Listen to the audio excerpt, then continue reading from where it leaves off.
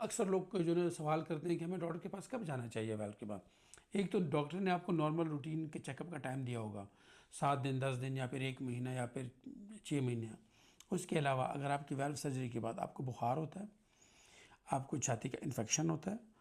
आपको छाती के अंदर दबाव फील होता है, ठंडे पसीने आते हैं, या आपके जिस्म का एक साइड, एक हाथ, एक पैर, या एक साइड पूरी कमज़ोरी आ जाती है, या आपको बोलने में कोई दिक्कत महसूस होती है, कमज़ोरी होती है, तो आपने बग़ैर हिचकिचाए, या आपकी दिल की धड़कन तेज़ हो जाती है अचानक से, या बहुत ज़्यादा कम हो जाती है, आपने फ़ौरन डॉक्टर के पास जाना है। बेशक आपकी अपॉइंटमेंट है या नहीं है, आपने फ़ौरन, अगर आपका अपना डॉक्टर अवेलेबल नहीं है तो आप किसी और दिल के डॉक्टर के पास चले जाएं, इमरजेंसी में चले जाएं, किसी भी दिल वाले अस्पताल जहाँ पे दिल का इलाज होता है। इस चीज़ को आपने बिल्कुल भी लाइट नहीं लेना, क्योंकि बुखार होना वाल्व